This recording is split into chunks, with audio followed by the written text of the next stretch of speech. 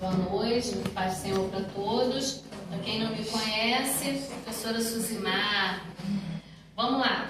O módulo desse período é a grande narrativa do Antigo Testamento. Então, nós vamos abordar na primeira aula esses 3 tópicos aqui. Tomara que dê tempo, né? Criação, queda e patriarcas, tá? São os 3 temas principais dessa primeira aula. E aí, nas aulas seguintes, nós teremos mais 3 tópicos a serem abordados também em cada aula. E aí, antes da gente iniciar, eu quero ouvir de vocês o que é que vocês entendem, como é que vocês, o que vocês já ouviram, o que chamou a atenção de vocês nessa questão de criação, queda e patriarcas. Suzy, olha só, eu ouvi, e o que mais me chamou a atenção, exemplo, o que mais me chamou a atenção nessa questão da criação aqui o que te chamou a atenção? Mas na queda, o que mais me chamou a atenção, o que foi que chamou a atenção de vocês? Nesses tópicos aqui, antes da gente entrar no assunto. Sandro. Pensa um pouquinho. Pensa, vai pensando aí enquanto ele está pensando. Pode ser qualquer coisa. Pode ser qualquer coisa. O que chamou a sua atenção? Ou, ali, Suzy, eu tenho uma dúvida, tem um negócio aqui que não entra na minha cabeça. E pá. Bom, na criação eu gosto muito, né, daquele início que fala que a terra era sem forma e vazia, o Espírito de Deus pairava sobre a face das águas e disse: Deus, haja luz, e houve luz. Eu acho isso incrível, principalmente porque parece que cada um dos 3 primeiros tópicos, eles vão sendo, primeiro mostra a falta e depois mostra Deus completando aquela falta. Então era sem forma e vazia, aí haja luz, haja forma. E é como se eu tivesse ali como se fosse mesmo um poema, que eu tivesse buracos, como se eu tivesse nos 3 primeiros tópicos buracos, e depois nos próximos tópicos completando aqueles buracos. Na queda, o que me chama mais atenção é a questão da serpente virar para Eva e ao invés dela dizer assim, você não pode comer, ela vira e fala assim: é verdade que Deus disse que você não pode comer de nenhuma fruta? E aí ela fala assim: não, Deus disse que eu não posso comer apenas daquela, senão eu morrerei. E aí você vai falar: certamente não morrerás, e certamente assim chama muita atenção. Nos patriarcas, eu acho legal quando fala assim que Deus é o Deus de Abraão, de Isaac e de Jacó. Teve uma vez que eu estava no médico e o cara falou assim: pede para o seu Deus. Porque até aquele momento isso não tinha minha. Porque assim, Deus é Deus de todo mundo. Aí a pessoa falou assim: pede para o seu Deus curar meu pai. Aí me deu um monte de ficha assim, falou: caraca, Deus é Deus daqueles que permitem que ele seja o Deus deles. Como foi os patriarcas, Abraão, enfim, se você deixar eu falo muito, vai sério. Vamos lá. Quem mais? Gilson, quer falar? Não? Tranquilo? Sandro. O que me chama a atenção é a criação. No capítulo 1, o que me chama muita atenção é o versículo 26, que fala que nós somos a imagem e semelhança do Senhor. A queda, que Deus ele deu total autonomia para Adão, como provedor, para assumir uma situação que não deixasse acontecer a queda, mas permitiu. E patriarca, quando fala antes de Abraão, quando escolhe a história de vida do pai dele, Terá, quando ao mesmo tempo que ele adorava outros deuses, Deus deu uma determinação para Abraão: mete o pé, está na hora. Isso que às vezes eu fico me perguntando sobre essas 3 etapas aí. vamos lá. Seu nome? Vilma. Vilma, o que te chama a atenção nesses tópicos aqui? Já parou para pensar Na nisso? criação, eu vejo assim que Deus sempre foi muito organizado. E ele fazia tudo uma coisa, vamos dizer assim, uma coisa de cada vez, porque ele poderia criar tudo de uma vez só, né? E isso a gente traz também para a nossa vida, a gente tem que ser organizado. E quanto ao patriarca, eu ouvi muitas pregações, os pastores dizem que Abraão, ele saiu, ele era rico, ele era uma pessoa rica, ele tinha tudo que ele poderia ter na cidade dele, mas Deus veio chamar para ele sair daquela terra e uma terra que eu te mostrarei. Imagina uma pessoa levando a família inteira, os bichos todos que ele tinha, e numa terra, e vai andando que eu vou te mostrar. Isso aí é fé. É fé porque você ir para um lugar que você não sabe para onde você vai parar, é uma coisa assim muito interessante.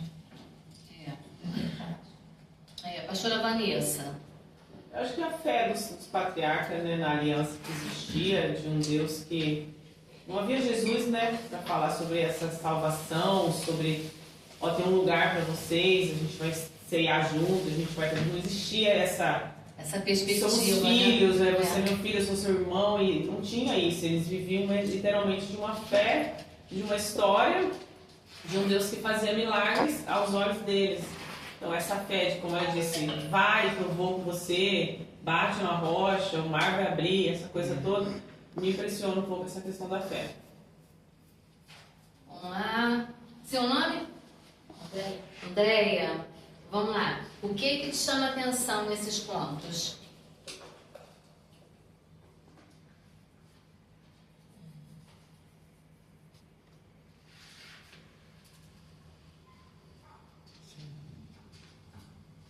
Seu nome? Não, deixa pra... Maicon. Maicon, o que te chama a atenção nesses pontos aqui? Criação, queda e patriarcas. Os três, né? Para mim, tanto a criação como a queda dos patriarcas, mas principalmente os patriarcas, né? Abraão, porque não tinha ninguém para falar sobre Deus para ele na época. Então é aquele texto, né, do Novo Testamento que afirma que as pessoas podem conhecer a Deus pelas coisas que já foram criadas, né? Isso já manifesta a Deus.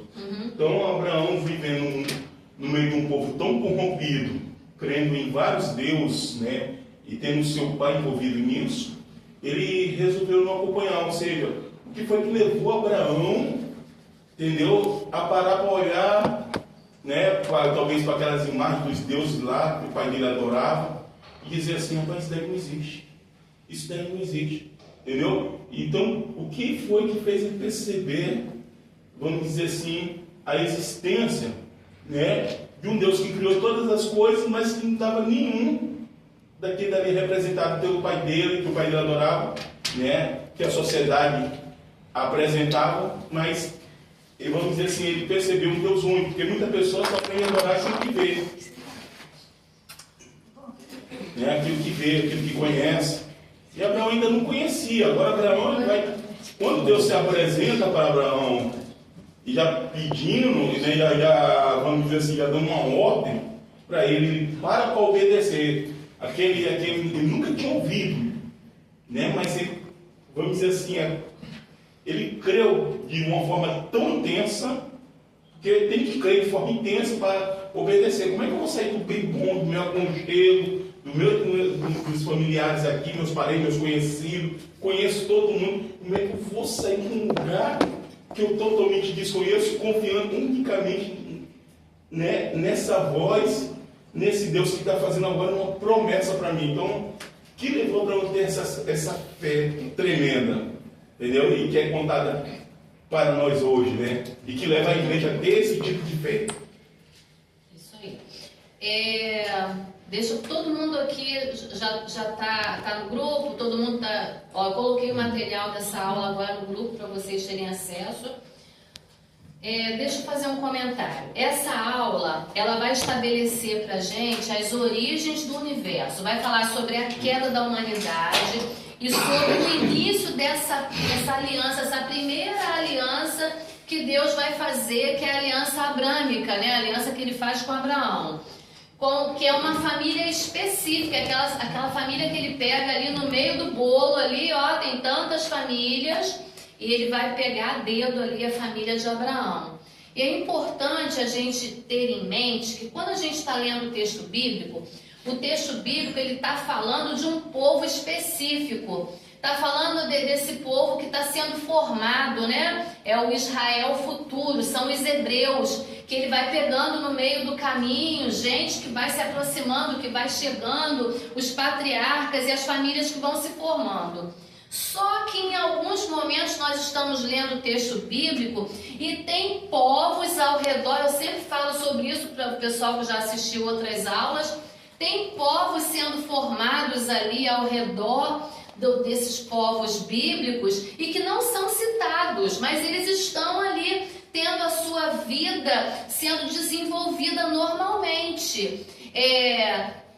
A Índia, a China, tem vários países ao redor que estão com a sua história de vida sendo desenvolvida e a gente não tem ideia disso, não tem noção, porque o texto bíblico não está falando deles. Esses povos, eles também têm uma história de criação igual o povo bíblico tem.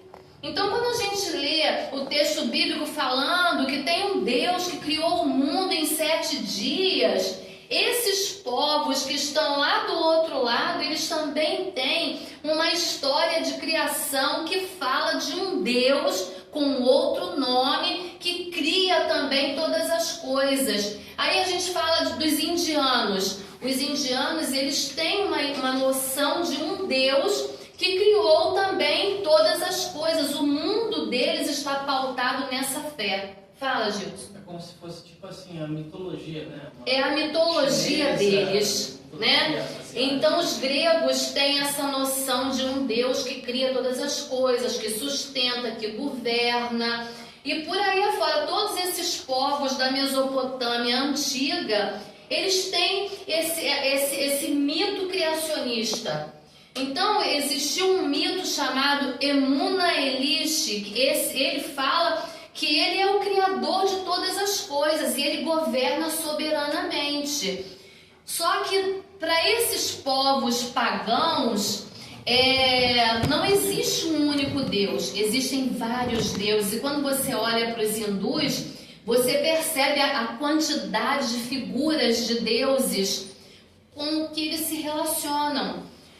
Mas Deus, quando ele vai se revelar para o seu povo, ele faz uma proposta, vou dizer assim, indecente. Eu sou o único Deus. Então, a dificuldade que o povo de Deus tem para se relacionar com um único Deus é que eles estão no mundo, eles estão inseridos num mundo em que todo mundo tem vários deuses e eles são os únicos que têm um só. Então, para eles é muito difícil. Então, na trajetória de vida todinha deles, até o final, até entrar na terra de Canaã, até tudo se estabelecer, eles vão se deparar com muitos povos, midianitas, árabes, e muita gente ao redor deles com essa mentalidade pagã de servir a vários deuses. Então a luta deles é muito grande, principalmente no aspecto religioso, porque a religião no mundo antigo, ela estava inserida em todos os aspectos da vida, ela determinava tudo, na sociedade, na economia, na política, e a gente vê isso muito claramente no Novo Testamento, como que política e religião estavam tão ligados, a ponto, né, do futuro da igreja, o futuro dos discípulos, o futuro de todo mundo que estava inserido ali no Novo Testamento está tão ligado a sacerdotes, a homens, a governantes. Tudo isso era determinante. Então a gente precisa, enquanto estiver caminhando, falando desse tema, a gente precisa ter isso em mente, que enquanto o povo estava se formando, tá, desde a criação, existiam outros povos ao redor que tinham uma outra mentalidade completamente diferente. Então, olha aqui, na criação que a gente fala do capítulo 1 e 2 de Gênesis, Deus cria o universo, Ele cria a terra, Ele cria o homem à sua imagem e semelhança, como o Sandro falou. E quando Ele faz tudo isso, Ele declara que é tudo o quê? Muito bom. Não é? É um cenário de total harmonia entre Deus, a humanidade que está sendo criada e a natureza. E viu Deus que tudo era muito bom, né? Era muito bom. Eles estavam numa harmonia muito grande. Deus no centro de tudo, criando, regendo, governando. O ser humano criado à imagem e semelhança, né, ali numa relação íntima com Deus, de conversa ali face a face, de passear juntos, né, de tomar conta daquele ambiente criado para eles, e a natureza que estava ali para cooperar, né, para servir. Era uma relação recíproca entre todos eles. Deus, o ser humano e a natureza, tudo em perfeita harmonia. Até, falei. Quando fala assim, Deus criou o homem à sua imagem e semelhança, é o físico? Porque muita gente acha que é o físico. Não. A imagem e semelhança de Deus. Deus tem vários atributos que Ele compartilha com o ser humano na criação e outros não. Então a gente chama de atributos comunicáveis, aquilo que Ele compartilha com o ser humano, e atributos incomunicáveis, que são exclusivos dele. Então os comunicáveis Ele compartilha na hora que Ele cria o homem, a mulher, e coloca em nós. É a capacidade que nós temos de exteriorizar as capacidades que Deus tem, né? Como é que a gente chama? Os benefícios, né? São características exclusivas de Deus que Ele vai compartilhar com o ser humano. E a gente vai ter condições de transmitir isso através do nosso DNA e da nossa vida mesmo no dia a dia. A gente não pode dizer que Deus criou a imagem e semelhança física, porque ninguém nunca viu a Deus. Ninguém nunca viu a Deus. E esses atributos de Deus que Ele vai colocar no homem na hora da criação é como se fosse a sua digital. Ele vai criando cada um de nós e em cada um Ele vai deixando uma marca. Fala aí. Como se fosse uma identidade. Uma identidade. Professora, eu estava falando agora sobre, a senhora estava falando sobre, ao mesmo tempo que acontecendo o relato bíblico ali naquele contexto mesopotâmico, Palestina e tudo, né, falando sobre a criação dali, ao mesmo tempo em outros espaços, em outras regiões do planeta, iam acontecendo outras coisas. E aí, isso me lembrou do Fator Melquisedeque, aquele livro. Isso, fala, muito né? bom. Muito bom, muito bom. E ele vai falando como que Deus vai se revelando para a humanidade, né? Ao longo dos tempos. Porque a nossa noção é da nossa realidade, do nosso presente, o que está acontecendo aqui e agora. Mas ao mesmo tempo que ele está se revelando aqui e agora, ele está se revelando para outras nações, outros povos, da mesma forma. E a gente não tem essa ideia porque a gente não tem essa onipresença, né? Mas ele está se relacionando, está se revelando da mesma forma. Isso é muito bom. Então vamos lá. Isso estava tudo em perfeita harmonia até o momento da queda, que a gente vai falar a respeito de Gênesis 3 até 11, que vai falar que Deus cria o universo, cria a terra, vai falar do momento da desobediência. A queda, ela tem início com uma desobediência, que foi o que ela falou no momento em que a serpente vai enganar Eva. A gente vai ler um pouquinho disso, a gente vai ver que a serpente, ela engana Eva. E aí o pecado entra no mundo, resultando numa separação de Deus, num sofrimento para a humanidade e na morte. A narrativa vai mostrar para a gente que a partir desse momento da queda, a partir desse instante, a humanidade vai passar por uma corrupção muito rápida, uma degradação muito rápida. Logo depois da narrativa da queda, o que vem é o relato de Caim e Abel, né, que já começa o mais absurdo possível, né, a história da morte desses dois irmãos, né, o que um faz ao outro. Logo em seguida vem a questão do dilúvio, que vai trazer não só a morte, mas também a destruição. E logo depois a Torre de Babel, que é assim o ápice. O relato da Torre de Babel é o ápice da questão do pecado. Então, tudo começou com uma desobediência.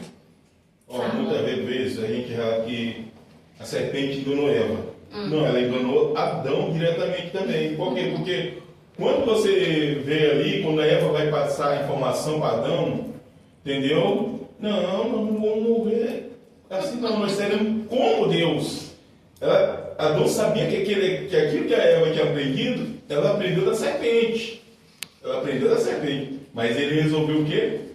Ele deu ouvido à voz da mulher. Não, ele deu ouvido à voz da serpente. Muitas vezes a gente retrata que Eva foi a primeira, que vamos dizer ali, ouviu e caiu. Mas se você for dentro das escrituras, Adão deu ouvido à voz da serpente também.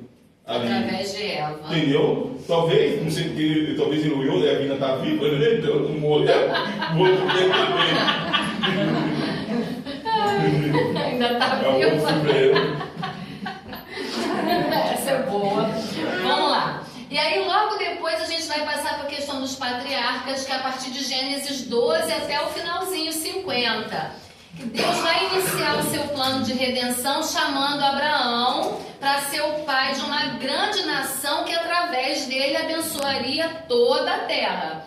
Então essa história, ela vai seguir depois de Abraão, né? Isaac, Jacó, José, que são os principais patriarcas aí, estabelecendo esse período aqui dos patriarcas, a gente costuma chamar de pré-história de Israel. Esse período é chamado de pré-história de Israel. Posso colocar observação? Pode. Vamos lá. E nesse momento aqui de pré-história, como é que esse povo, esses patriarcas, como é que eles viviam?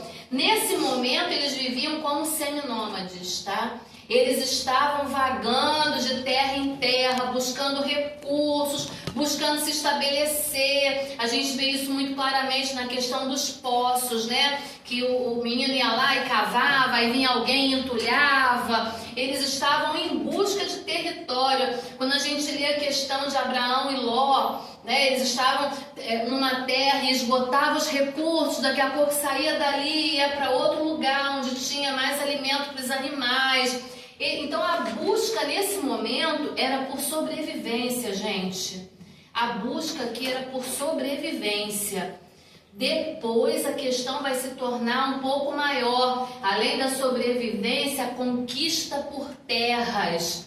E aí mais adiante a gente vai falar a respeito dessa necessidade para conquistar terras, para estabelecer um território, para formar um povo, porque, como foi falado aqui, Deus era muito organizado, né? A organização dele era tudo em etapas. Primeiro sobrevive, depois conquista, depois estabelece, né? Tudo assim, pausadamente. Vamos lá. A doutrina da criação, ela vai mostrar pra gente o fato de que Deus, ele é a origem de todas as coisas e todas as coisas pertencem a ele e estão sujeitas a ele. Mas, Suzy, mas é óbvio, mas a gente precisa falar sobre isso, sabe por quê? Porque tendo em mente que existem outros povos ao redor que têm uma noção de um Deus criador de acordo com a ideia deles, para eles, quem criou foi o Deus que eles acreditam. Então, a partir do momento que Deus vai se revelando para esse povo, ele quer deixar muito bem claro para o povo que tudo que foi criado pertence a ele, tem um objetivo muito claro. fazer com que as pessoas entendam isso. E a gente vai entender isso agora. Havia um propósito na criação que está ligado ao fato de Jesus. Eu estava estudando esse livro, eu fiquei encantada. O momento em que Deus cria o universo está diretamente relacionado ao fato de Jesus se revelar lá no Novo Testamento como aquele momento em que nós seremos o templo, boa noite, o templo do Espírito Santo. E a gente vai caminhar aqui para a gente poder entender por que é que Deus criou o universo e todas as coisas sem a necessidade de habitar em templos feitos por mãos. O único motivo dele ter criado todas as coisas, o universo e todas as coisas, é para que ele pudesse reinar soberanamente sobre tudo isso sem a necessidade de um templo, de paredes. Ele não precisa disso. A criação em 7 dias estava apontando para a criação de templos feitos por mãos humanas, que no final da construção vamos consagrar esse templo e tem uma festa que acontece em 7 dias. E a última coisa que é colocada lá dentro daquele templo é a imagem do Deus a quem aquele templo é oferecido. Então, ele criou todas as coisas e no 7º dia ele descansou. Ele está consagrando aquele ambiente de criação, tudo que foi criado por ele, para a sua glória mesmo. E aí ele coloca aquele que é feito à imagem e semelhança de Deus no meio para representar que Deus está naquele lugar. Olha só isso. Vamos continuar com a aula para a gente poder entender. Olha aqui. No princípio Deus criou os céus e a terra. Diz assim o texto bíblico, não é? Gênesis 1. Olha aí. A terra era sem forma e vazia. Lembrei até de um louvor que a gente cantava na minha adolescência. No princípio era o verbo e o verbo era Deus. Tudo foi feito por ele. Sem ele nada se fez. Não é assim? Vamos lá. A terra era sem forma e vazia, a escuridão cobria as águas profundas e o Espírito de Deus se movia sobre a superfície das águas. Desse modo, completou-se a criação dos céus e da terra e de tudo que neles há. No 7º dia, Deus havia terminado sua obra de criação e descansou de todo o seu trabalho. Deus abençoou o 7º dia e o declarou santo, pois foi o dia em que ele descansou de toda a sua obra de criação. Isso está lá no primeiro livro, né? Lá em Gênesis. Então a mensagem cristã, ela vai se iniciar precisamente no ponto de partida de Gênesis 1:1. No princípio Deus criou céus e terra. A gente não pode ter dúvida disso. A gente vai se deparar com relatos científicos que vão falar como é que teve início tudo, foi numa explosão que chama de quê? Big Bang. Ó, a gente vai ouvir relatos científicos falando a respeito da evolução, não é? Que fala o quê? Que o homem evoluiu da onde? Do macaco. E aí nós acreditamos firmemente que Deus criou todas as coisas, que não foi uma explosão, foi uma palavra criadora, não é? Haja. E viu Deus que era tudo muito bom. E aí nós nos deparamos com situações em que nós vamos ter que responder a algumas questões diante de algumas indagações, não é assim que acontece? Mas você acredita mesmo nisso que está escrito na Bíblia? Porque a Bíblia é um livro escrito por homens, não é? Não é assim que a gente ouve? Né? Porque a ciência, porque isso, porque aquilo. E aí nós precisamos nos manter firmes diante daquilo que nós cremos. Olha aqui. Entender essa força teológica de Gênesis 1 não é obrigação só de cientistas, é obrigação de quem diz que crê em Jesus. Se a gente diz que crê, a gente tem que entender aquilo que a gente crê, gente. Tem que entender. Porque senão, quando as pessoas vierem nos perguntar, a gente fica que nem aquele grilo, né? Cri, cri, cri, cri. A gente não tem resposta. Não tem, porque não entende. É o papagaio de pirata, né? Fica respondendo aquilo que já escutou alguém dizer e fala sem propriedade. Então, todo mundo que quer conhecer Jesus, conhecer a sua obra, por que ele morreu, por que ele ressuscitou, precisa entender. É tão verdadeiro essa afirmação que Paulo, quando ele vai pregar lá no Areópago em Atenas, Atos 17, 24 e 25, ele diz assim, olha, ele é o Deus que fez o mundo e tudo que nele há. Uma vez que ele é Senhor dos céus e da terra, ele não habita em templos feitos por homens e não é servido por mãos humanas, porque ele não precisa de coisa alguma. Ele mesmo dá vida, dá fôlego a tudo e supre cada necessidade. Por que Paulo está falando sobre isso lá em Atenas? Ele chega num lugar onde é assim a cidade da filosofia, o berço da filosofia, né? Um lugar de muita gente inteligente, esclarecida, muitos estudiosos. E quando ele chega ali, ele se depara com o quê? Com o altar ao Deus desconhecido, não é isso? E ele fica estarrecido com a quantidade de deuses que ele encontra naquela cidade. Só que Paulo, ele foi um homem instruído, né, pela escola de Gamaliel, um homem muito inteligente, e ele teve acesso a muitos estudos filosóficos, né, da época de Platão, de Aristóteles. Então, ele conhecia muito bem o pensamento filosófico. Ele sabia que naquela cidade ele não podia apenas ficar falando de fé, ele tinha que falar de lógica também. Ele tinha que provar aquilo que ele estava falando. Então, ele busca na memória um ponto de interseção, um ponto de contato entre aquela cidade extremamente pagã e idólatra e a fé que ele vai anunciar num único Deus verdadeiro. Lembra que eu falei para vocês lá no início, né, que a grande dificuldade do povo de Deus era se relacionar com tantos povos pagãos e idólatras e eles com um único Deus. Então Paulo ali naquela cidade ele tem um desafio único, provar para essas pessoas que só havia um único Deus. E aí ele se depara com o altar do Deus desconhecido e começa a pregar para eles. Que é quando o Gilson citou o fator Melquisedeque, né? Um livro que fala sobre isso, não é? Que falou que em algum tempo da história, lá muito tempo atrás, naquela mesma cidade, houve uma praga, uma doença, não foi Covid não, gente, mas matou muita gente, né?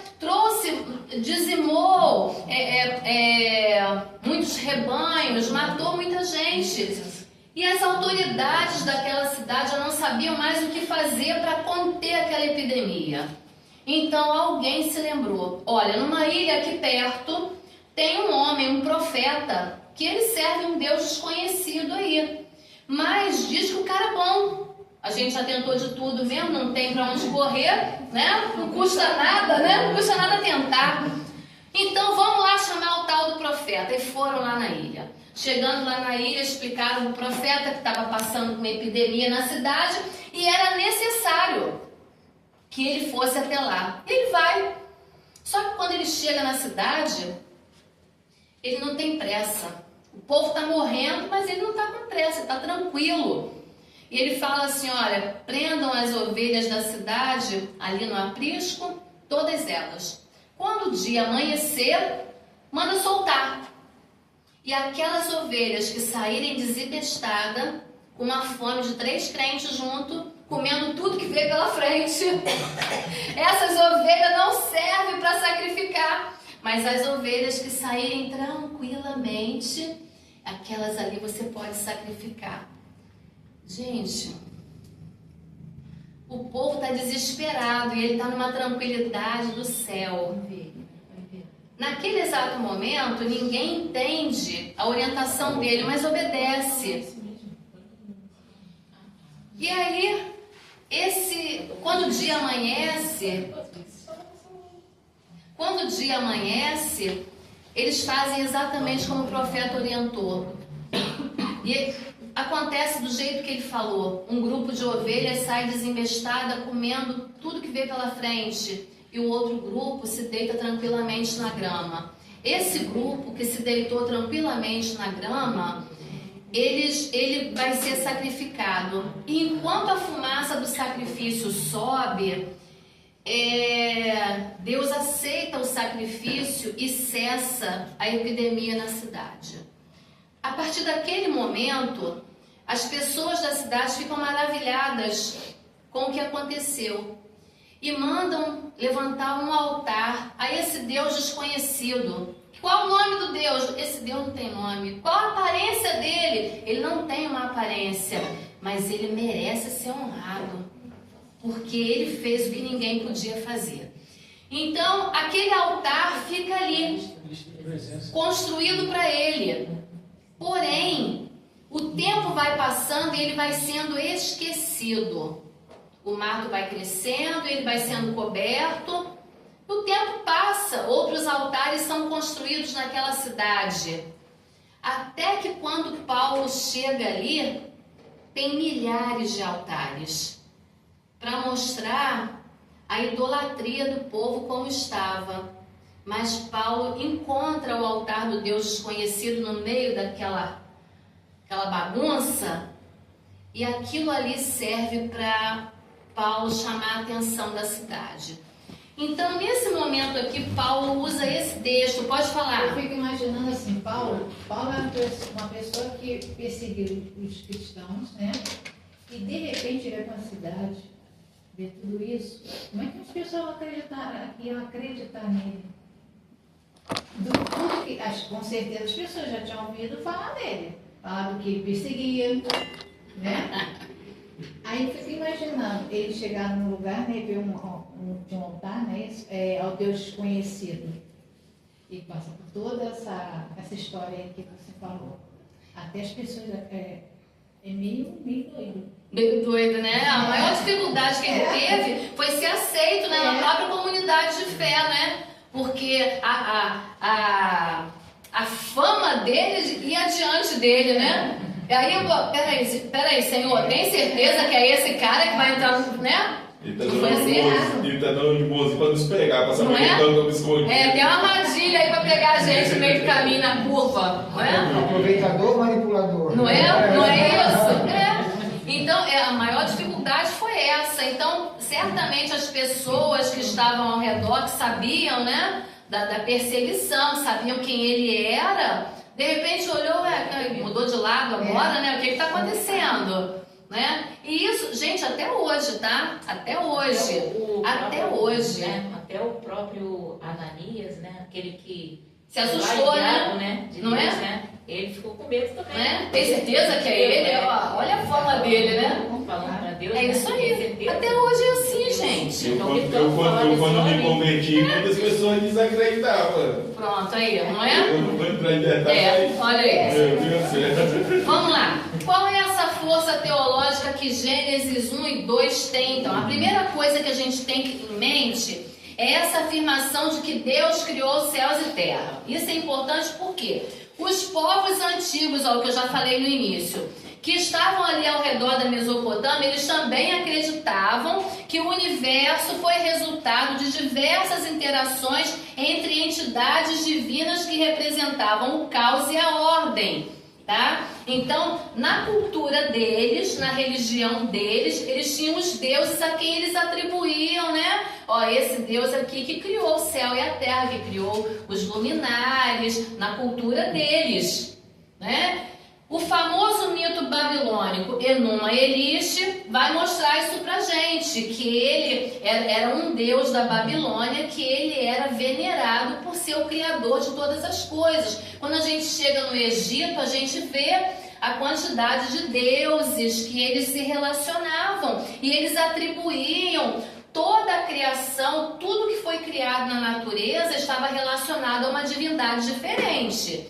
Aí a gente percebe isso nas 10 pragas, né? Que Deus estava ali desmascarando. Ah, foi você que criou? Então, aguenta aí que eu quero ver. E eles eram derrubados, desmascarados. Isso é só para a gente ter uma ideia, porque assim como era no Egito, era com outras civilizações também. Nas 10 pragas é tipo como se fosse Deus desafiando cada um, né? Exatamente. Ah, quer dizer então que você é o Deus que criou, né?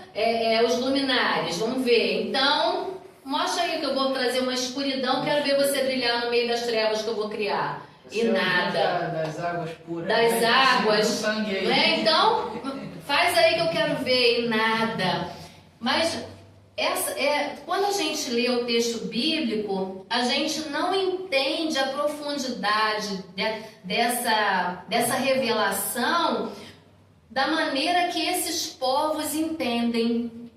Para eles é vergonhoso quando lê o relato das 10 pragas e entender que aquilo que eles acreditavam não era nada. E Deus estava se revelando soberano sobre todas as coisas para eles.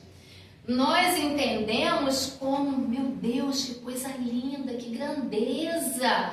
Mas para eles é vergonhoso. O que é maravilhoso para a gente é vergonhoso para eles. O contexto histórico é muito importante na Bíblia, né? Muito. Porque às vezes a pessoa, eu já ouvi, por exemplo, estava numa pregação, aí o pregador falou assim: poxa, por que desceram o cara da maca exatamente no cômodo em que estava Jesus? Aí eu falei assim, cara, naquela casa só tinha um cômodo.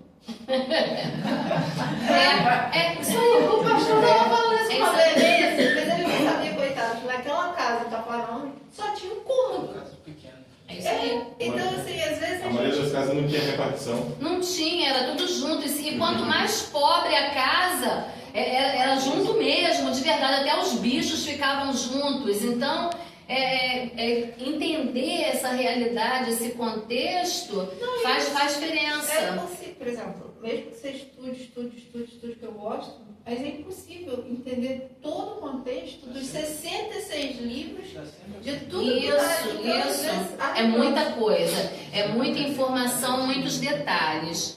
Então vamos lá. Em Gênesis, quem cria céus e terra pelo simples ato de falar, assim como quem ordena todas as coisas a partir de uma livre iniciativa, é o Deus que se chama Yahvé. E é esse Deus que resolve se revelar para Israel.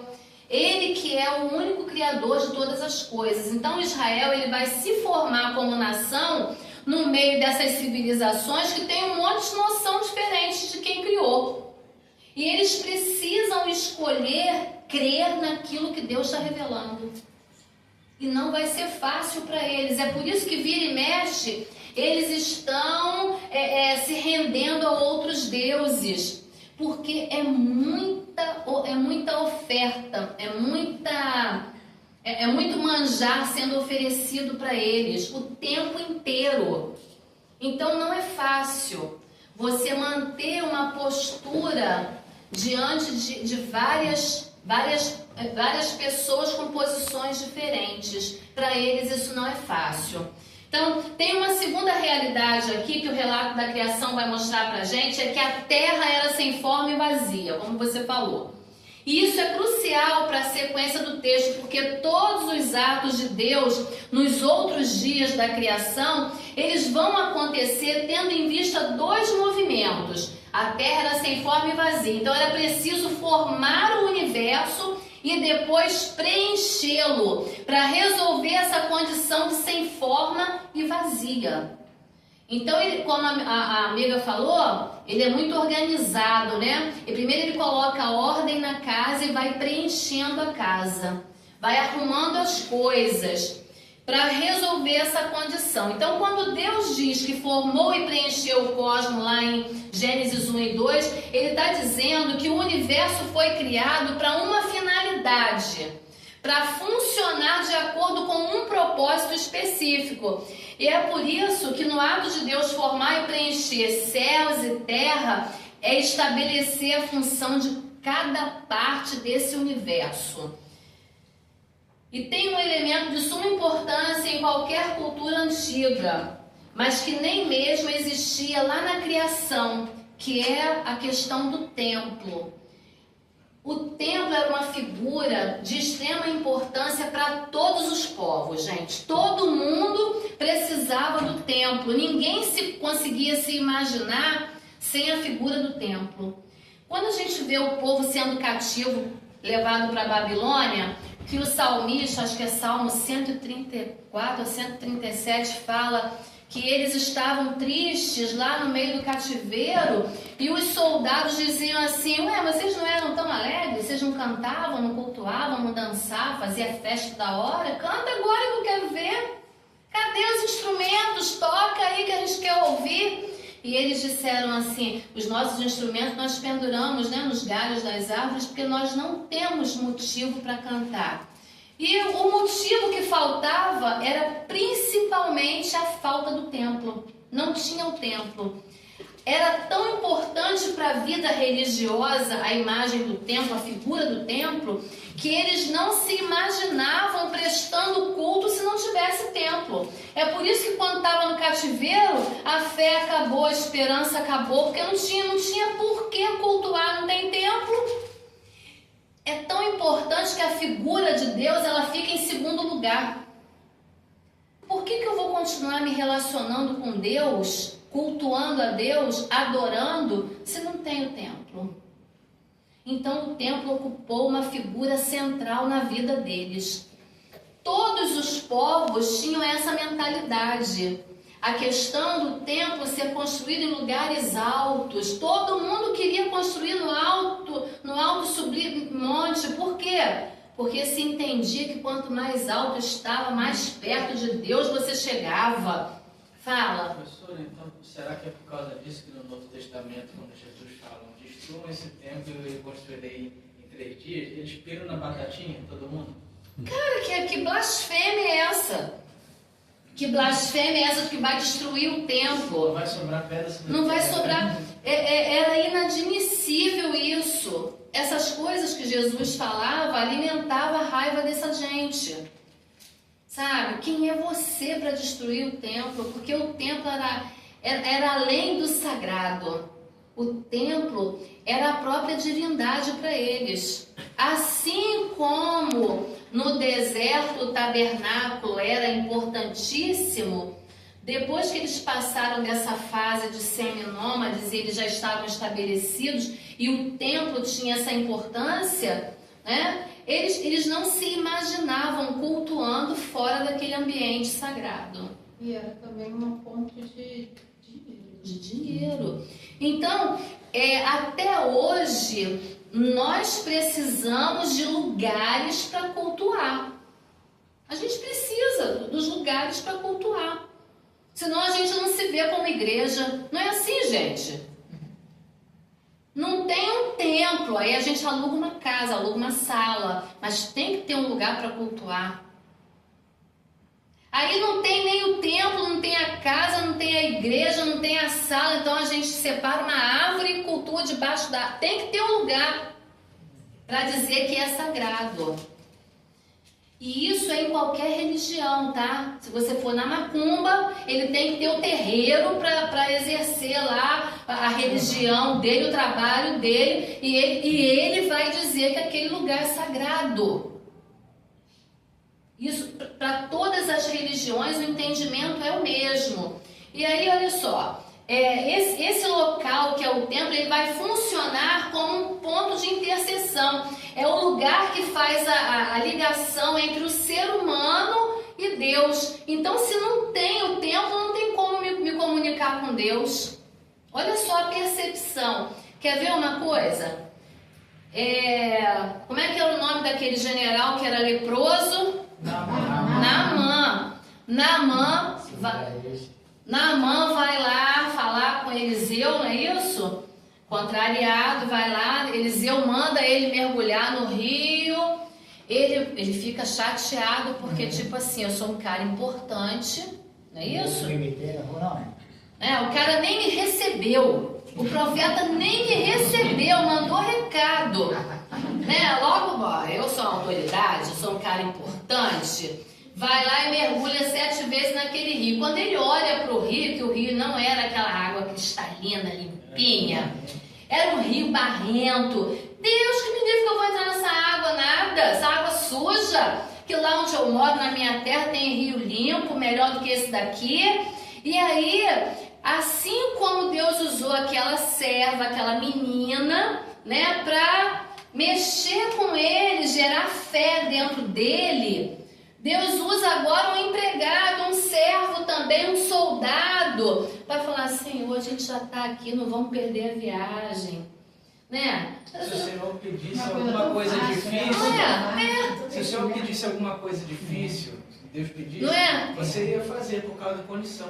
Então que gerar uma coisa fácil. Uma coisa à toa, faz, a gente já está aqui, aproveita. E aí ele cede, né? E ele vai lá e mergulha. No final do processo, quando ele está limpo, ele fica maravilhado e ele volta lá e ele quer pagar, não é? Ele quer entregar o presente, a oferta. E Eliseu não quer, não recebe. Aí entra outro personagem. Aí entra outro personagem na história. Ai, Jesus. Mas para dizer pra gente que no final de tudo, ele fala assim: me permita levar um pouco dessa, se a gente continuar lendo o texto, me permita levar um pouco dessa terra daqui, para quando eu chegar lá, na minha terra, eu ter como adorar esse Deus. Por quê? Por causa da noção do sagrado. Até hoje o povo de Israel tem aquele Não é? a ver como santo. A questão, isso, Trazer um pouco da água, né? o entendimento de que esse espaço aqui é sagrado, esse local, essa terra aqui é sagrada. Então eu tenho que carregar isso comigo para onde eu for, porque lá não tem essa terra. A gente acaba delimitando, né, o espaço, o local, o agir de Deus.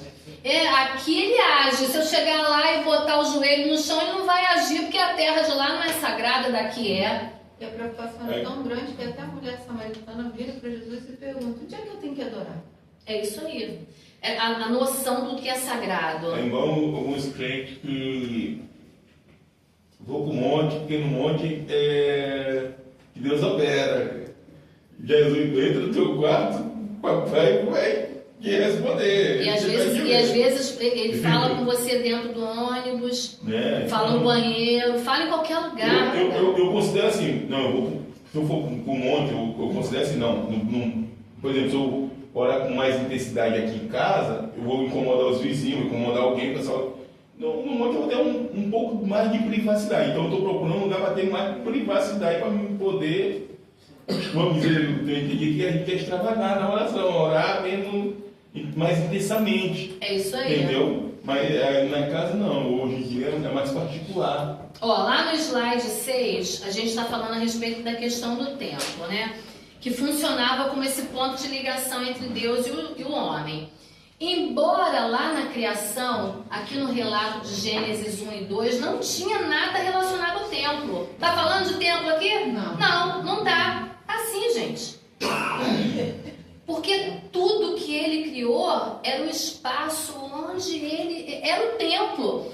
Toda a criação, toda a natureza... É o templo. Ele não criou todas as coisas com essa mentalidade que nós temos, que ele criou a natureza para o homem cultivar. Não, ele criou o templo.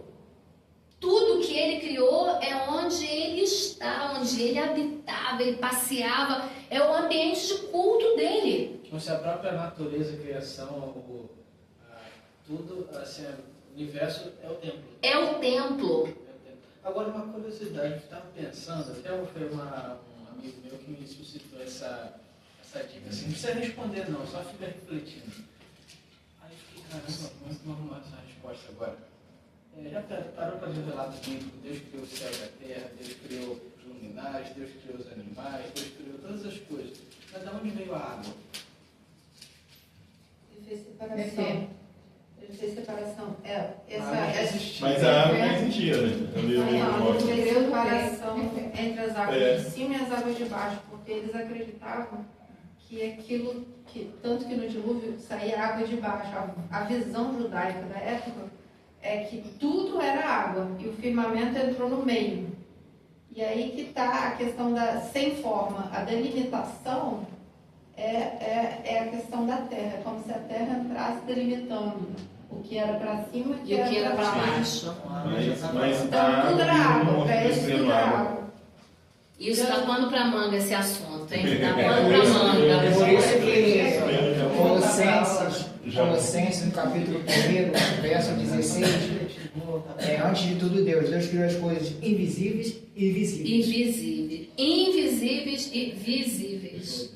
Olha aqui, embora não houvesse templo aqui nessa citação, o relato diz pra gente que no 7º dia Deus descansou. Não diz? Esse termo hebraico Shavat, que vai apontar pra gente que é o sábado, é o fato de que o descanso de Deus acontece no 7º dia, também mostra pra gente a imagem de um espaço sagrado. Por quê? Lembra que eu falei pra vocês? Em todas as religiões da antiguidade, quando se construía um templo, terminou a construção, vamos fazer uma festa, vamos consagrar esse templo. Então essa cerimônia de consagração ela durava 7 dias. Então isso que o autor colocou aqui em Gênesis, orientado pelo próprio Deus, ele faz para mostrar para todas as outras civilizações ao redor, né, que esse templo, esse ambiente de criação aqui é o templo que Deus construiu e no 7º dia ele apresenta, ele consagra esse ambiente, mostrando para toda a humanidade que agora tem um novo xerife na terra, né? Ele está mostrando isso para todo mundo. Olha, esse Deus, ele é capaz de criar todas as coisas num piscar de olhos, como foi falado aqui. Por que ele resolveu fazer em 7 dias? Justamente para mostrar isso, que esse ambiente que ele criou é o templo onde ele governa soberanamente. Olha isso. Ao afirmar que o universo foi criado em 7 dias, esse autor de Gênesis, ele quer mostrar para os povos pagãos que esse Deus não somente ele criou todas as coisas, mas tudo que ele criou é o seu espaço sagrado. Então essa ideia de que nós temos de um ambiente específico para o culto, para Deus, o universo inteiro é o espaço de culto. Por causa dessa mentalidade de que a gente precisa ter um ambiente para cultuar. Ele cria todo o universo, todo lugar é ambiente de culto. Isso pra gente é difícil da gente acompanhar. É difícil, principalmente para esses povos que estavam ao redor, que se relacionavam com vários deuses. Eles não conseguem entender isso. Como assim a gente pode cultuar em qualquer lugar, como a mulher samaritana? Aonde que eu tenho que cultuar? Aonde fica essa dúvida? E aí quando Jesus chega, quando Jesus entra em cena, Jesus vai dizer que agora o templo é o quê? Somos nós. A gente precisa voltar a esse pensamento, a esse entendimento de que o ambiente de culto é em qualquer lugar. O culto, o meu pastor ele costuma dizer assim, o culto ele não tem fim. O culto é o tempo inteiro, você entra na sua prática de vida, no seu dia a dia, nos seus relacionamentos. A gente encerra uma reunião, começa outra, mas o culto ele não termina. O culto não tem fim. Na espírito e verdade. Não é isso? O culto ele não termina. E onde você estiver, você está cultuando. Tá? Então vamos lá. Então Gênesis 1 e 2 ele vai afirmar que Deus criou todas as coisas, deu forma para o universo, preencheu o vazio e no final ele descansa nesse universo sem a necessidade de um templo. A presença de Deus ela estava livre, ela estava acessível, a gente vê como ele se relaciona com Adão ali no paraíso, não é isso? Livremente, sem restrições. Visto que o próprio cosmos ele foi desenhado para ser o espaço da habitação de Deus. Quando ele dá forma e preenche a terra, que antes estava sem forma e vazia, ele estava construindo um santuário para si. E o que vem depois disso é o descanso no 7º dia, que mostra que o trabalho foi finalizado e que agora é preciso colocar a imagem de Deus no centro desse templo. A última coisa que se colocava no templo após a sua consagração era a imagem do Deus a quem ele era consagrado. E quem é que foi criado a imagem e semelhança desse Deus? O homem. Por isso ele estava ali no meio da criação, no meio do jardim, para representar esse Deus a quem ele é criado imagem e semelhança. Então, na realidade, a gente costuma falar que o homem ele foi criado para administrar, para gerenciar. Não é? O homem é o mordomo da criação, ele está ali para... Até o Cláudio Duarte brinca quando ele fala a respeito dessa questão, ele fala que Adão estava lá no paraíso dando nome para os bichos, não é assim que ele fala? Né? Ele fala de uma forma muito engraçada, mas Adão ele não estava ali apenas para gerenciar, né? Ele estava ali para representar Deus. Abraão, ele não foi escolhido apenas para fazer uma aliança, ele foi escolhido para representar Deus. E todas as outras alianças que foram feitas para representar Deus.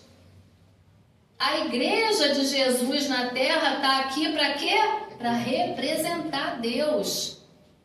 Então, quando nós saímos, nós vamos evangelizar. Vamos evangelizar, vamos lá. Tendo em mente que nós temos que representar Deus. Representar. Isso é muito sério, gente. Isso é muito sério, porque não pode ser do nosso jeito, no nosso tempo. A Bíblia chama a igreja de embaixadores do Deus vivo, né? Então são embaixadores. O embaixador é o quê? Ele representa, não é isso? Ele representa e tem que ser com excelência. Aí entra Filipenses capítulo 2, a partir tanto do versículo 3 até o 5, que fala da metanoia, mente de Cristo. Se eu fosse representar a Cristo, então eu tenho que falar como Cristo, se comunicar com Cristo, evangelizar com Cristo. Se não tiver essa percepção, nada de bom. Difícil, não é? Terceiro ponto. No processo de consagração do templo, como eu falei para vocês aqui, ele coloca o homem no centro, é aquele que é o portador da imagem do Criador. Então a humanidade toda ela é criada para adorar a Deus e para representar esse Deus Criador, mantendo todo esse universo como um espaço de culto. Então, quando nós nos relacionamos com o próximo, é culto.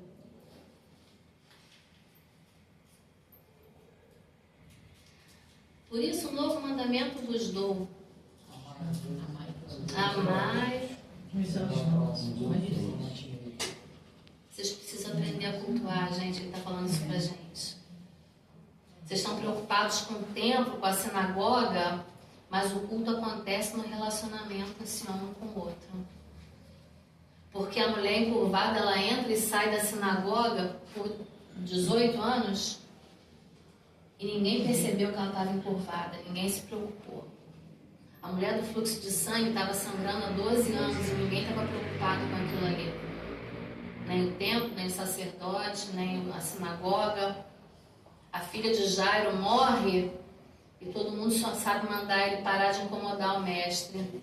O cego no meio do caminho grita: filho de Davi, tem misericórdia de mim. Fica, para de incomodar o mestre.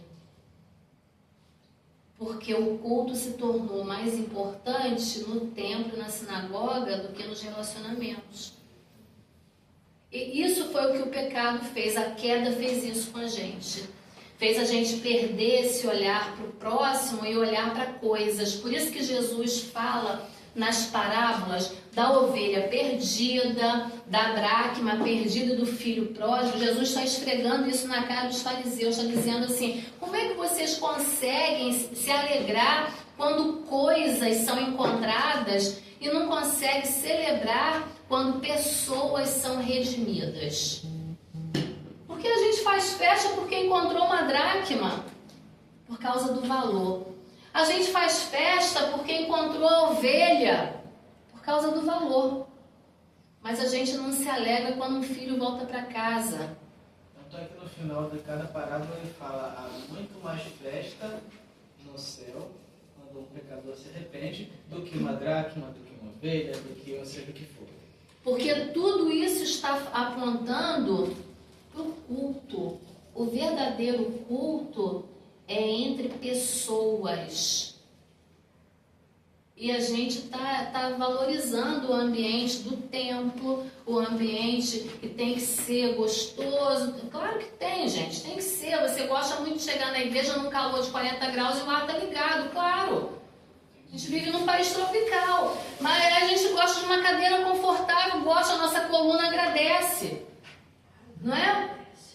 Não é? Mas a gente precisa também entender que o culto ele acontece nas esquinas, quando você vai buscar o perdido, né? Quando você vai lá atrás, estende a mão para o drogado, para o cara que já perdeu a esperança, que não tem mais expectativa, é ali que o culto acontece. Colorias. É ali que o culto acontece. Porque de repente as pessoas estão entrando há 18 anos encurvadas num ambiente religioso que a gente acha que é sagrado e não tem transformação de vida, não tem cura, não tem libertação. Porque a gente acha que o sagrado está ali e o sagrado está lá fora. E se a pessoa entra e sai porque ela está procurando? Está procurando. E o texto da mulher encurvada diz o seguinte, que ela entra, né, e naquele dia ele estava. Ela está há 18 anos naquela condição, entrando e saindo. Ela está entrando e saindo. Ela vai ao culto, ela vai à reunião, ela assiste. Mas naquele dia Jesus estava na casa. Ué, nos outros dias não estava?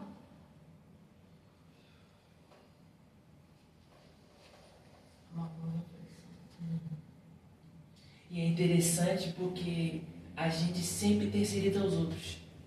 A gente nunca traz a responsabilidade para nós. Porque o Senhor não chamou uma pessoa específica, o Senhor chamou todos nós.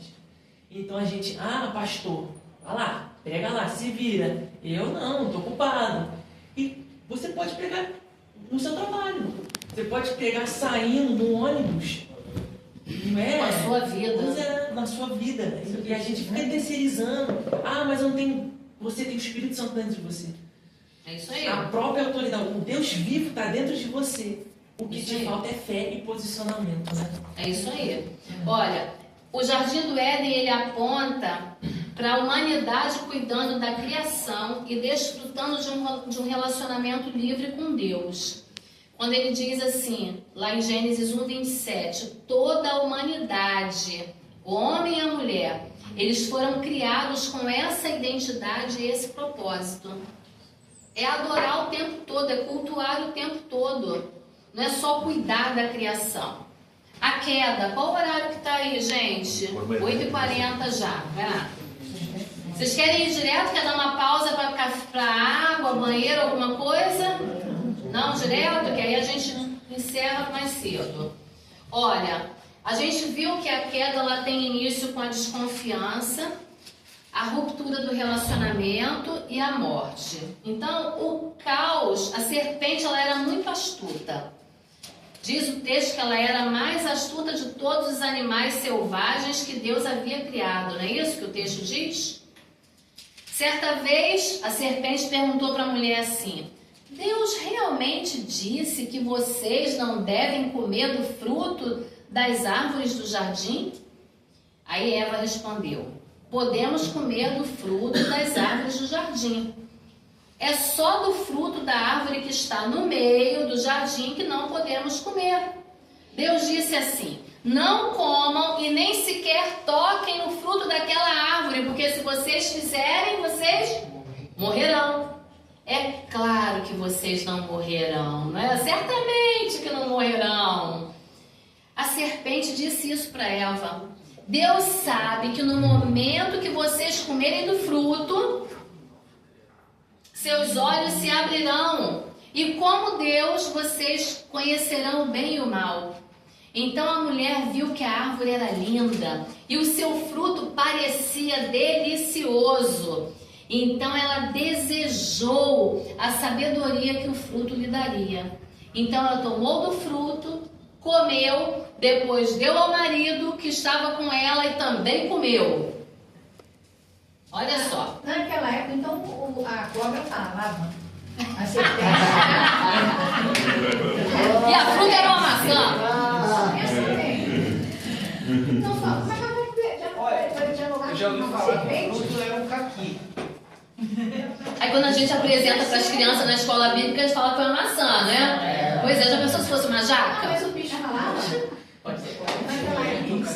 Pode ser a menina boba, mas falava. A serpente, ela representava o mal. Sim. Então ela poderia ser qualquer animal, entendeu? Ela poderia ser qualquer animal. Sim. Era uma representação. Assim a gente vai falar aqui, assim como a árvore, em todas as civilizações e dentro de todas as religiões, a árvore ela era um símbolo da vida. Já viram aí essas medalhinhas que o pessoal usa com uma árvore dentro? É símbolo de vida. Fala aí. Eu acredito que tanto Adão como Eva, eu acredito que poderia entender os animais. E eu acredito que talvez teve um bloqueio assim que pecaram. Entendeu? Porque Eva, você vê que no texto bíblico, Eva não ficou surpresa porque a serpente falou. Falou com ela. Entendeu? Então é como se fosse ali. Entendeu? Então Os bichos falavam. eu acredito que ela entendia. Não é? Mas eu entendo muito dessa forma. Eu entendo que a serpente é aquela que fica na nossa cabeça assim, fura o sinal. O sinal tá amarelo? É. Fure. Ninguém vai falar nada. Deixa de ser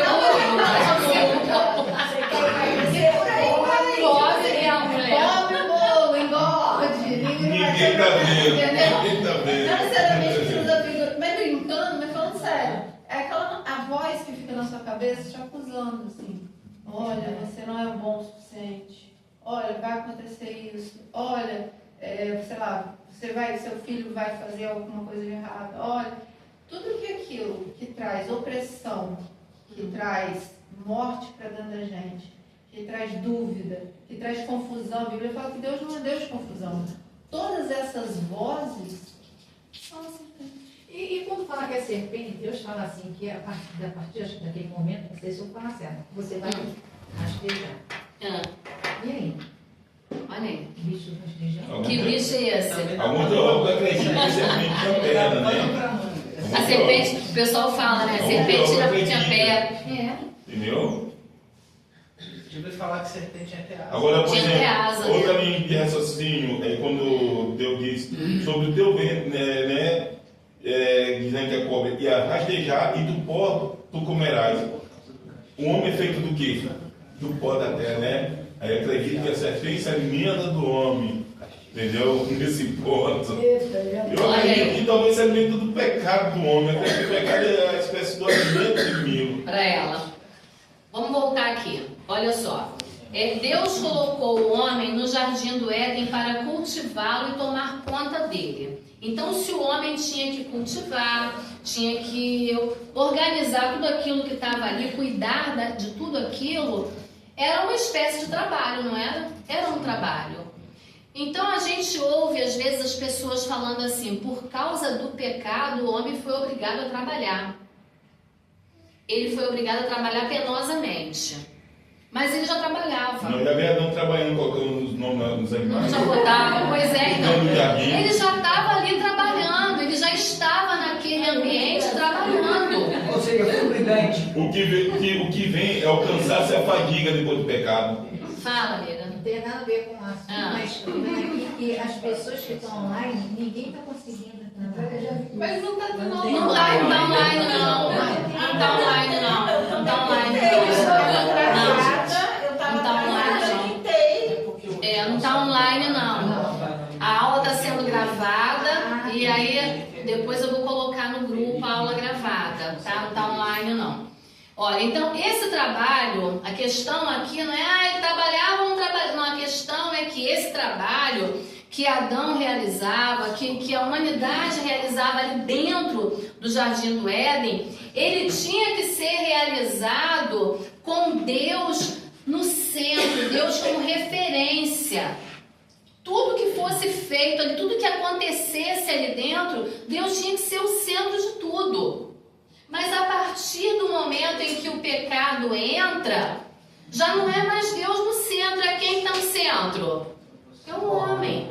É o homem. E aí perde o referencial de Deus.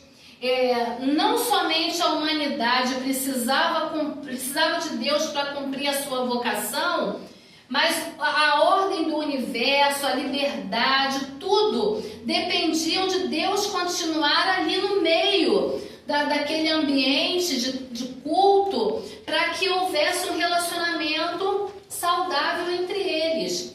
Mas quando o pecado entra em cena, o relacionamento do homem com Deus sofre uma quebra, o relacionamento do homem com o próximo sofre uma quebra, e o relacionamento do homem com toda a criação sofre uma quebra.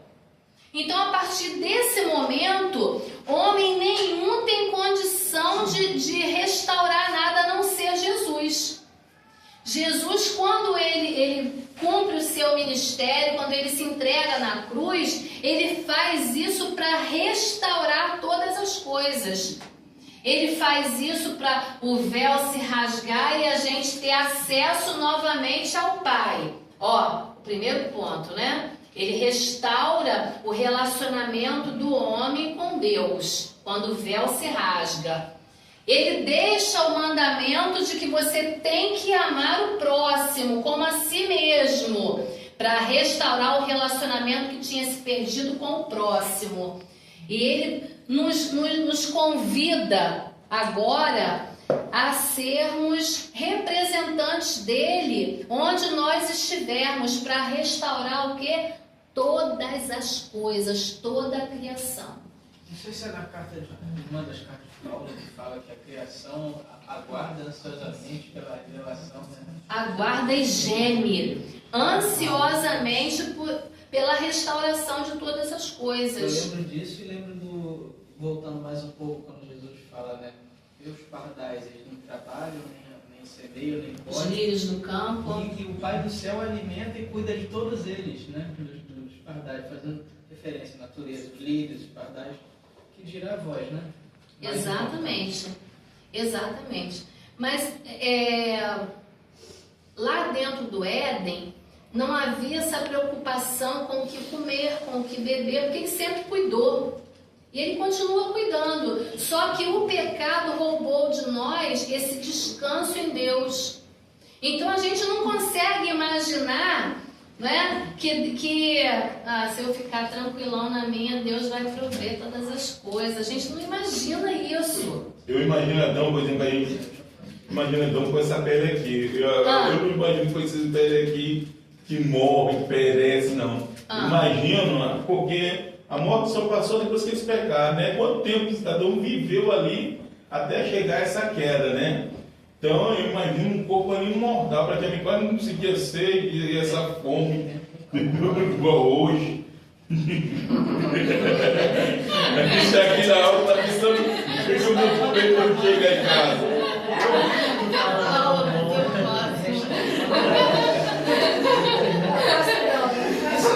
A leveza do que ele fala, o que ele pensa. Vamos lá. Olha aqui. Gênesis 2 vai descrever a tarefa de Adão e Eva para uma atitude correta que eles deveriam ter com relação às árvores, né? Ó, a árvore da vida e a árvore do conhecimento do bem e do mal. No mundo antigo, tá?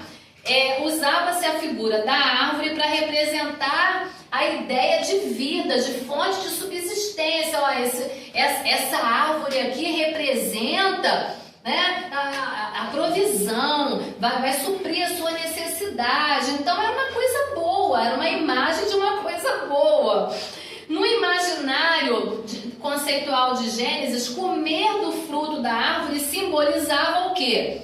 Viver daquele fruto e se tornar parte dele. A partir do momento que eu me alimento disso, eu me torno parte. É por isso que quando a gente vai para João e ele fala da videira verdadeira, que uma vez você enxertado na videira, você se torna o que? Parte dela. Porque você se alimenta daquilo que ela produz e você começa a produzir aquilo que ela produz.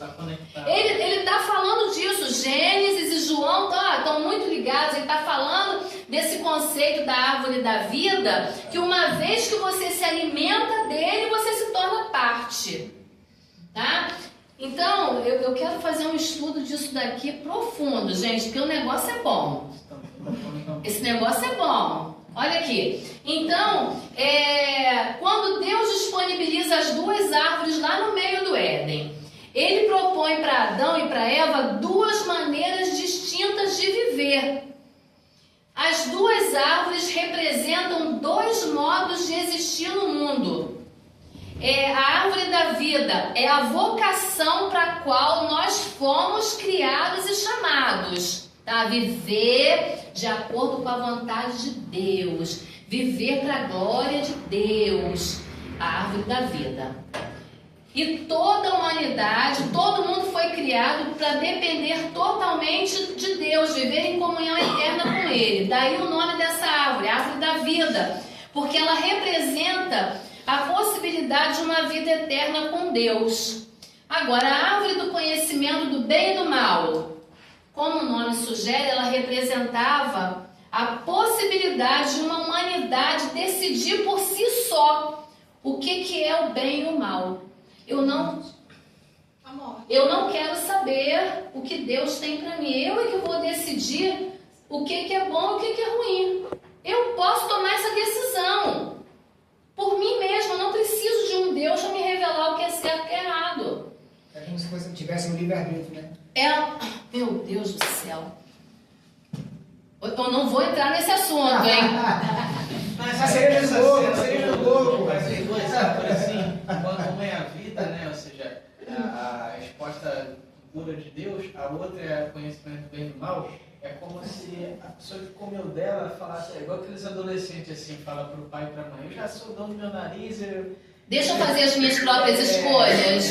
Um dia eu ouvi isso do meu filho. Isso. Mãe, deixa eu fazer minhas escolhas. Se eu quebrar a cara, eu quebrei. Quebra feio. Deixa eu fazer. Você já fez as suas, agora deixa eu fazer a minha. Então, dois. Então vai. Fazer o quê? Na parte da queda aí de Adão, outra coisa que eu concordo que ele conheceu o bem e o mal. O bem eu acho que Adão já conhecia. Só faltava ele conhecer o mal. Né? Curioso você? Olha aqui. Essa árvore, ela representa uma vida autônoma, né? Longe da vontade de Deus, é a minha vontade. Então é por isso que o resultado de comer dessa árvore é nada mais, nada menos do que o quê? A morte. Se você comer desse fruto, com certeza morrerá. Comer do fruto dessa árvore significa tirar Deus de tudo, da equação, do projeto, tira Deus da jogada, tá? Rejeita o caráter de Deus, rejeita Deus como referência, e aí a consequência é a morte. Expulso do jardim, expulso do local de adoração. O culto que não tem fim, teve fim naquele dia. Quando eu decido que eu quero fazer do meu jeito e que não é a vontade de Deus, aí eu encerro o culto. Porque se eu fui criada para adorar, quando eu decido que eu sou o centro e que a vontade é a minha, eu encerro o culto. Por isso que Paulo, quando ele escreve a carta de Romanos, no capítulo 12, fala que, tanto no verso 1 até o 3, que a vontade de Deus ela é boa, ela é perfeita, é agradável. Então vai contra a minha vontade. Porque a imutabilidade de Deus não se limita, né? Deus não muda, mas eu mudo. Ele não muda. Eu posso mudar. E mudo. Eu mudo muito. É isso aí. Se apresentem como um sacrifício, né? Vivo e agradável a Deus. Agradável a Deus. Esse é o nosso culto nacional. Ou seja, falando do culto mais uma vez, né? É isso aí. Olha aqui. Se Deus desejava tanto permanecer eternamente junto da humanidade, por que Ele colocou essa possibilidade ali diante da humanidade? A possibilidade de escolha, a possibilidade de recusa, de rejeição. Por que Ele fez isso? Se Ele desejava tanto, né, que nós vivêssemos num culto diário, uma adoração, numa vida eterna, numa proximidade, num relacionamento, por que Ele deixou essa possibilidade? Vamos dizer assim, uma brecha. Pra mim, eu tenho um pensamento assim, Fala, por exemplo. meu Deus, até medo de ouvir. Vamos lá, Deus não criou ninguém como um robô, criou até que nem os anjos. Por quê? Porque o diabo começa a enganar essa parte dos anjos nos céus, então você vê ali um livre-arbítrio, ou seja, direito de escolha, ele começa a enganar, e tem anjo que vai aceitando, porque até os anjos, eu acredito que tinha livre-arbítrio, direito de escolha. Então Deus não criou ninguém, vamos dizer assim, de forma robótica. Então você vê que Satanás consegue enganar os anjos, vem para a terra, consegue enganar os homens, entendeu? Então, eu acho que Deus não quer ninguém inanimado, igual um brinquedo, um robô que você controla com um controle remoto. Mas é isso aí. Olha, Deus ele fez a humanidade capaz de amar, de obedecer. Nos criou livres para adorar e para decidir. Nós somos livres, sempre fomos. E é essa liberdade, que é nessa liberdade que a gente às vezes se perde. Aí a imagem e semelhança.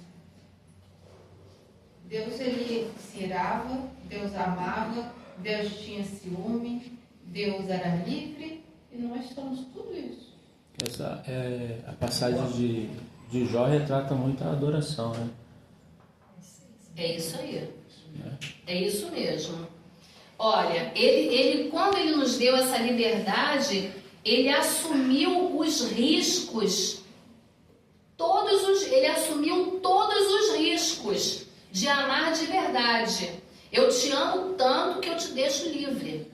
Você escolhe o que você quer fazer. Ele assumiu todos os riscos. Mas amar, ele pressupõe a liberdade. É isso aí. Porque ninguém consegue amar obrigado. É isso aí. Eu te amo, obrigado por... Você sufoca a pessoa, você mata o amor. Então ele nos criou para sermos livres mesmo. É nessa liberdade em que ele não está preso a quatro paredes, nós também não estamos nesse relacionamento presos.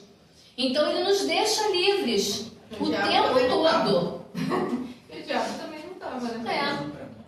Então olha aqui, por que é que ele coloca uma árvore proibida no meio do jardim? Na verdade eu tenho para mim que assim, o diabo já tinha caído antes do jardim. Sim. Porque a serpente já estava lá, né? Então, por isso que deforma a terra, né? Por isso que a terra, se Deus faz tudo, por que ele veio restaurar a terra? Então o irmão ali falou que na verdade o bem, Adão já existia, já conhecia, eu concordo com ele. O que faltava ele conhecer era o mal que já existia, porque o diabo já tinha caído. Isso. Então essa árvore nada mais é do que a figura do mal. E aí Deus vira para ele e fala assim, olha, quando você fizer o mal, certamente morrerás. Aí teve até um pastor que falou comigo, não é só a questão do mal, é a questão da moralidade. Eu falei, moralidade naquela época? O que era moral e com bons costumes naquela época? É a questão de dor, de morrer mesmo, de perecer, de sair do culto, de sair do jardim, de ser expulso, isso aí. Não volta mais. Quando Deus coloca essa árvore proibida no meio do jardim, ele faz isso intencionalmente para que Adão e Eva se lembrassem o tempo todo de que eles não eram Deus. eles dependiam e precisavam estar em constante adoração, em constante relação com Deus o tempo inteiro. Ele os deixa livres, mas para se lembrar também de que quem foi que criou todas as coisas, quem foi que colocou vocês aqui. Esse ambiente, esse lugar, esse relacionamento era para ser algo majestoso, algo que a gente não quer perder de jeito nenhum. Deus não estava querendo forjar o seu caráter? Aí também, nesse relacionamento com Deus, nesse dia a dia, desses encontros no final da tarde, Deus estava forjando eles, a identidade deles. Experimentar esse fruto fazia com que essa identidade que estava sendo formada, né, forjada ali naqueles encontros, fosse deformado. A gente acaba perdendo a noção de quem a gente é por causa do pecado. Um dia eu e Carlos estávamos passando na Rocinha. Foi Rocinha? Na Suburbana. Na Suburbana. E tinha assim uma entrada para uma favela e tinha um lixão assim na entrada da favela. E muita gente, usuários de crack, eles estavam no meio do lixo, eles catavam o lixo e eles usavam a droga, e em determinado momento eles estavam tão enlouquecidos, eles atravessavam a rua no meio dos carros assim, enlouquecidos por causa da droga. E eu fiquei, Carlos, meu Deus, que coisa horrível, tinha criança no meio, adolescente, e meu Deus, que coisa horrível, não sei como é que os carros não atropelam eles, porque eles saem assim como zumbis no meio do trânsito. E eu fiquei observando aquela cena e eu concluí uma coisa que depois aquilo me chocou, que não havia diferença entre aquelas pessoas e o lixo. Tamanho o nível de degradação deles, a forma como eles estavam ali naquele momento, a sujeira, eles estavam tão magros, era como se fosse, eles faziam parte daquilo ali. Olhar para eles e olhar para aquela montanha de lixo era a mesma coisa, não tinha diferença, eles faziam parte daquilo ali, se tornaram parte daquilo ali. Então, o pecado, você entranhado, encharcado do pecado, você perde a noção de quem você é. Você perde a sua identidade. Eu olhava para eles e eu não conseguia ver pessoas. Eles eram parte daquilo ali. Eu falei para cá, Carlos, olha só, eles parecem que você só percebe que eles não são parte daquilo ali porque eles estão se movimentando.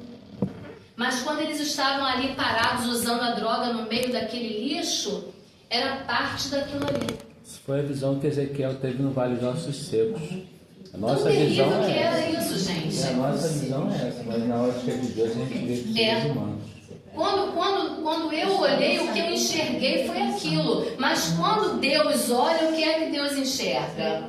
Deus não enxerga aquelas pessoas ali como parte do lixo, como eu enxerguei. É isso que o Carlos está falando, é a visão do Vale de Ossos Secos, né? O que é que você vê? Ele olhou e viu um vale de ossos secos. Mas Deus está dizendo assim, não é um vale de ossos secos apenas, é um povo, é gente. É gente, sabe? Então, o pecado entranhado no ser humano, ele nos deforma a esse ponto. Fala. Tô até com medo, mas fala. Às vezes eu relato a muitas pessoas assim, da onde Deus me tirou, né? Da onde Deus me tirou. Mas eu falo para você assim, ó, quando eu vejo os caras usando droga aqui, eu falo para eles assim, ó, eu andava igual eles aí, ó. Já preguei para alguns aqui, eu andava igual vocês. Vocês sabiam? Deus, né, para quem não sabe, eu já fui traficante, já fui usuário, né? Já fui usuário da maconha, desde os 10 anos, 11 anos, 12 anos, traficando, 13 anos, cara, eu comecei a utilizar o crack, entendeu? E todo mundo só esperava chegar no caixão, morto, qualquer momento. Eu fico olhando, muita pessoa diz assim, por que ele sai do vício da droga? Quem foi que disse que a pessoa não quer sair da droga? Muitas vezes tentava sair da droga, não utilizar, mas não conseguia, porque eu fiquei sem uma prisão. E eu não gostava de crente. Quem veio pregar para mim foi um ex-traficante, foi atrás de crack lá, e aí ele começou a pregar para mim, estava com 2 meses de crente, irmão Maio. Irmão Maio não, ele falou, Maio, eu estava igual tu, destruído. Começou a pregar para mim. E eu não gosto de crente não, não gosto de crente não. E aí ele começou a pregar para mim, me acalmou. Gente, bebia todo dia, usava crack todo dia, logo porque eu sempre ganhei bastante dinheiro, mas o dinheiro que eu ganhava só para vício, né? E ali, após ouvir e depois que eu me converti, a glória de Deus, que foi no dia seguinte, no domingo que eu aceitei a Cristo, muitas pessoas não acreditavam, eu mesmo não acreditava que eu vi o crack. Próximo domingo, mãe, eu vou para a igreja. Eu não acreditava também assim no diabo assim se manifestando. Até eu ver minha mãe sendo usada por ele. Eu não te dou dias para tu voltar ao que tu era. Rapaz, sai correndo de lá, não sei expulsar. Corri para a igreja para adorar a Deus. Mas graças a Deus, Deus me abençoou, passou minha família, passou minha mãe, me deu uma família linda, entendeu? Então, Deus Olha aí. Deus é Deus. Olha aqui, resumindo, o objetivo da queda, o objetivo do pecado é esvaziar o templo, porque o resultado do pecado fez isso, fez com que Adão e Eva fossem expulsos do paraíso. Então aquele ambiente de culto ficou vazio. O objetivo do pecado e da queda é esvaziar o templo e acabar com o culto. Aquele culto que não tinha fim, o pecado entra para acabar com o culto e esvaziar o templo. E Jesus, ele entra em cena para dizer que o culto continua e o templo volta a ser habitado, tá? Eu vou colocar, esse material tá aí para vocês em casa, eu vou gravar um pouquinho, uma aula rapidinho, vou colocar lá para vocês terem acesso a mais algumas coisas, tá? Depois. E vou falar nessa próxima aula, vou falar nessa aula que eu vou gravar, um pouquinho a respeito dos patriarcas, tá? Para não perder a gente até mais tarde. Fala. Tinha um pastor que falava assim, no final da reunião, o culto continua na minha casa e na tua. É isso aí, o culto continua. Amém? Vamos orar para encerrar, para a gente ir embora? Olha aí, Gilson. Não. Vai te agradecemos pela oportunidade de estar reunido e aprendendo cada dia mais um pouco da tua palavra, um pouco mais da essência, da quem o Senhor é, e mesmo conflitando com nossos erros e pecados, humildemente aqui nos arrependemos, pedimos perdão sincero dos nossos pecados, e te agradecemos pela oportunidade de estar aprendendo e crescendo cada dia mais, Senhor. Que isso não fique só conosco, mas que venha transbordar e a gente possa compartilhar e levar para a nossa vida, para o nosso dia a dia. Nos ajuda, Senhor, porque somos falhos, mas o Senhor é forte. Somos fracos, mas o Senhor é forte e a alegria do Senhor é nossa força. Amém. Guarda cada um para o seu encontro, para os seus lares, guarda de todo mal, Senhor, e te agradecemos por tudo e por essa oportunidade mais uma vez. Amém. Está encerrado, vamos para casa em segurança. Vamos